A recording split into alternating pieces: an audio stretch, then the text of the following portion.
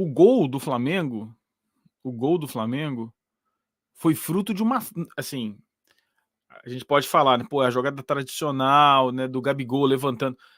Não é exatamente tradicional, porque a tradicional é o Gabigol levantando no segundo pau pro Bruno Henrique. Não foi isso, foi uma levantada de bola no meio da área e o zagueiro central, eu não sei na verdade se é o zagueiro central, para ser sincero, né? O jogador do Olímpia, ele abandona a marcação, ele não acompanha o Bruno Henrique, ele tá bem posicionado, o Bruno Henrique faz uma movimentação de corpo e deixa, e o jogador simplesmente abandona a marcação, o Bruno Henrique sobe no meio da área sozinho e cabeceia,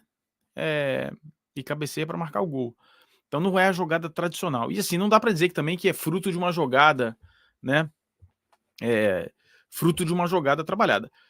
Agora, Cristiano, o que você falou no começo dessa live é o seguinte, né? A torcida do Flamengo se esquece que nós estamos falando de Libertadores, né? É a oitava de finais da Libertadores da América. Não, essa história de jogo fácil, os jogos fáceis nessa fase são pontos fora da curva. E eu vou falar para vocês, o Flamengo é favorito para ganhar lá? É, porque o Olímpia vai ter que sair para o jogo. Em algum momento do jogo, o Olímpia vai ter que sair para o jogo. Não vai montar uma linha de 5 jogadores lá atrás. Porque não vai poder encarar um jogo contra o Flamengo inteiro com 75% de posse de bola. Não vai poder. O Olímpia vai ter que brigar pela bola, vai tentar diminuir essa questão da posse de bola. Acho até que o Flamengo vai ter mais posse de bola, mas não vai ser essa entrega. O Olímpia entregava a bola para o Flamengo, dava chutão para frente e fala recupera e vamos para lá. Agora, é o seguinte, o Flamengo precisa ter um pouco mais de cuidado, porque no jogo da volta, talvez a situação não seja 1-1, talvez a situação seja 2-1, porque essas bolas esticadas, eu acho muito pouco provável que o Olímpia vai voltar para Assunção e montar um jogo, um 5-4-1 de novo. Eu acho que quando o Olímpia tiver a bola, vai jogar ou num 4-4-2 ou num 4-3-3. Porque tem que ganhar o jogo, tem que marcar um gol. Tem que marcar um gol. Então, eu acho o time do Olímpia um time fraco, na verdade. Um time fraco. Mas, categoricamente, eu cansei de falar isso aqui no canal e eu vou repetir. Você pode pegar um time fraco, mas que tenha jogadores profissionais. Se botar 2 linhas de 4 na frente do gol bem treinada, vai dificultar para o melhor time do mundo. Vai dificultar, vai pegar lá, não vai ser fácil. Se montar uma linha bem feita de 5 e com 4, um 5-4-1, como jogou o Olímpia, às vezes até 5-5, Cardoso lá voltando e marcando. Cardoso não, Gonçalves. Voltando e marcando na linha, ficava 5-5. O Fernando Cardoso jogava mesmo na linha, né? Desculpa, eu não decorei os nomes dos jogadores do Olímpia. Então, eu acho o seguinte, cara, eu acho que uma vitória boa, 1-0 é um bom resultado. Eu acho que seria muito ruim se fosse um 0-0. Se fosse um 0-0, aí ia ser muito complicado, porque aí o Olímpia ia entregar a bola, ia jogar pelo 0-0 e levar para os pênaltis. Agora não, acho que agora o Olímpia tem alguma chance de competir se sair para o jogo de uma maneira organizada. Agora, me parece, pelo que tudo que eu vi, que o Flamengo ainda é bem favorito para o jogo da volta, Cristiano. Estou de acordo, Kika. E vou além. O torcedor do Flamengo, em si, ele precisa aprender uma coisa. Volto a dizer que é respeitar a competição. Segundo, é que nenhum time joga sozinho. O Flamengo teve um adversário que dificultou o seu jogo.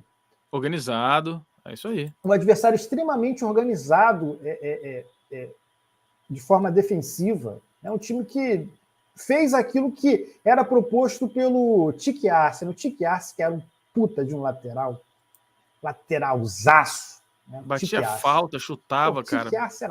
Era Arce no Palmeiras e Sorin no Cruzeiro. Absurdos. Gringos absurdos. Então, enfim. Assim, o torcedor precisa respeitar a Libertadores. Quando o torcedor fala, vai ser 9-2, foi 9-2, porque cada jogo é um jogo, galera. 2021, cenário de pandemia, vamos um pouco menos.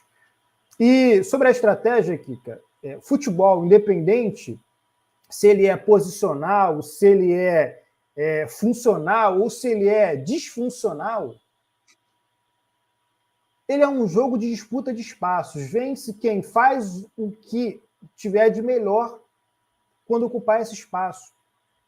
E é claro que no jogo de volta no Defensores vai haver mais espaço para o Flamengo.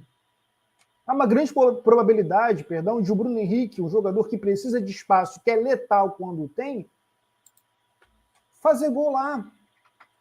O Bruno Henrique gosta de fazer gol na Libertadores, inclusive. Então, assim, um resultado bom, o Flamengo venceu. Só que a facilidade, o Fabrício, que a galera estava esperando, ela não aconteceu. E eu falei isso há quase um mês atrás. Não ia ser um jogo simples, não ia ser um jogo fácil. Tanto pela história do Olímpia, quanto por como o Olímpia viria para o jogo. Ah, mas ele não ganha no Campeonato Paraguaio. Ah, mas o técnico Diego Aguirre saiu. Ah, mas agora é o Tique Arce. Não importa. Não importa. É preciso respeitar as competições, sobretudo o sangue, suor e lágrimas que as pessoas têm lá suando. Então, assim, vamos. Eu acho que está na hora do torcedor do Flamengo dar uma baixada na bola e ver que realmente precisa respeitar as competições, que ninguém ganha de véspera. É preciso respeitar as competições. Eu vou colocar mais dados aqui na tela que eu acho interessante. A gente apresentou esse dado. A gente vem apresentando esse dado já com alguma frequência. E a gente agora está sendo mais cuidadoso na análise desses dados. Vou ver aqui. E eu acho interessante a gente notar a participação do Bruno Henrique. O Bruno Henrique é um monstro. O Bruno Henrique é um monstro. Na participação dele, na importância dele no jogo, a gente, mesmo que ele jogue mal, tá? O que eu acho que até que não foi o caso hoje. Ele tem um peso na participação do jogo, Cristiano, que às vezes não é considerada pela torcida do Flamengo. Olha só, vou botar na tela. Aí eu me compliquei, né? Porque eu tirei a legenda, mas eu vou colocar aqui. Bruno Henrique, 9-8. Sabe o que é isso? Duelos ganhos, Cristiano. O Bruno Henrique ganhou 8 dos 9 duelos que disputou. E se você continuar olhando, você vê que o Everton Ribeiro também foi bem, mas com um número menor. E aí a gente tem algumas situações ruins, né? Ou o Arrascaeta. O Arrascaeta, de 15 duelos, ganhou apenas 7. Ou seja, o Bruno Henrique, cara, quando o Bruno Henrique joga, é um negócio... mesmo que ele não jogue bem, esse tipo de estatística, Cristiano, que é uma estatística que muitas vezes passa batido pelo torcedor, o torcedor não se atenta a esse tipo de dado, porque é um dado... um duelo pode acontecer perto da área do Flamengo, pode não ser percebido, mas isso é um indicador de eficiência, importantíssimo. Importantíssimo. E durante o jogo, é o jogador que serve para tudo.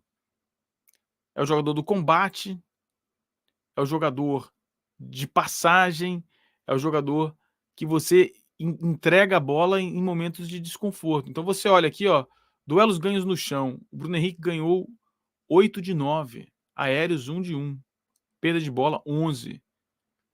E nem foi o jogador que mais perdeu bola. O Ayrton Lucas perdeu mais bola e o Arrascaeta. Olha a participação do Arrascaeta hoje.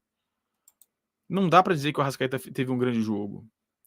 O Arrascaeta, deixa eu ver se eu consigo, não estou conseguindo desenhar aqui, mas o Arrascaeta, não dá.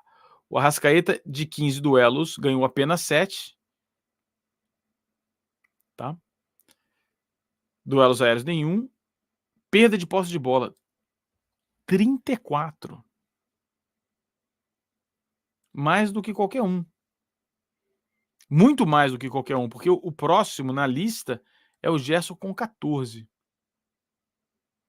E ocupando posições similares no campo. É claro, o Gerson um pouco mais atrás, mas posições parecidas. Não é nada tão distante, diferente. Tem várias similaridades. Eu vou até colocar na tela novamente para a gente ver. Tá, aqui tá o Gerson, desculpa, aqui tá o Gerson. E aqui tá o Arrascaeta. Você vê que Gerson e Arrascaeta. O Arrascaeta não fez um bom jogo. A gente que gosta de futebol, a gente fica esperando o Arrascaeta ter um momento de luz e aí uma grande jogada, mas a verdade é que ele hoje não foi bem, Cristiano.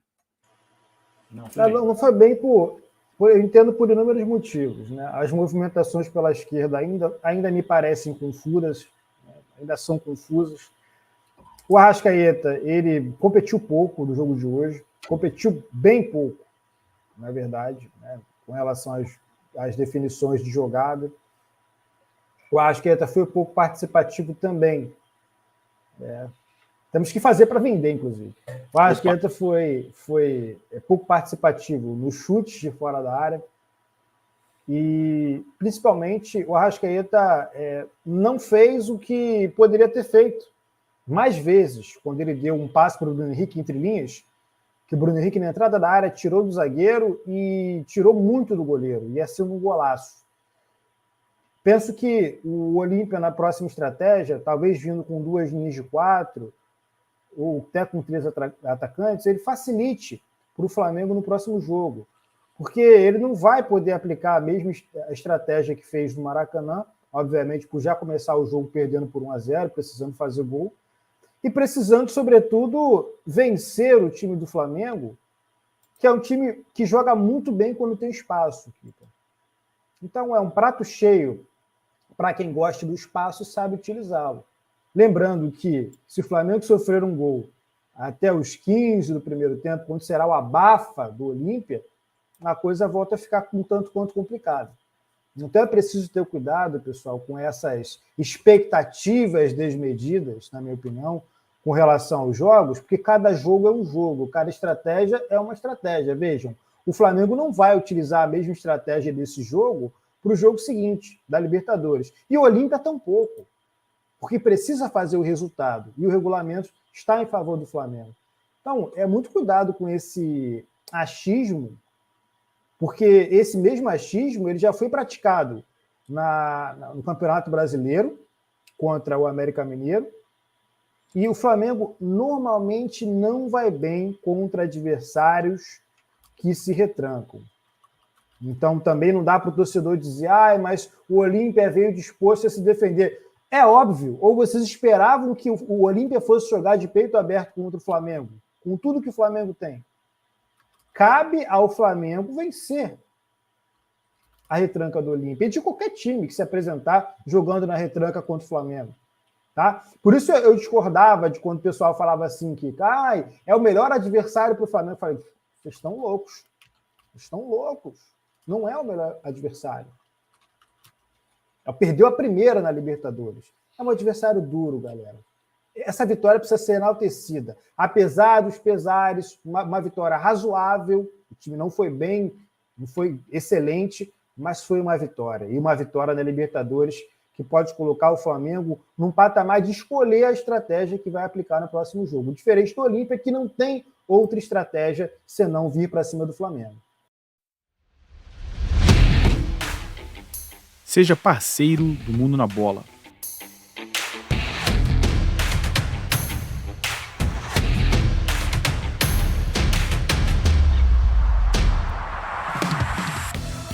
Associe a sua marca a um canal com excelente reputação.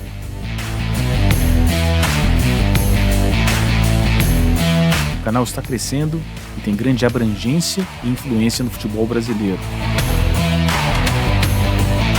Associe o seu produto a um canal que é reconhecido pela qualidade e pela excelência. Aqui no Mundo na Bola, o conteúdo, o debate e, sobretudo, a audiência são muito acima da média. Considere associar-se ao Mundo na Bola.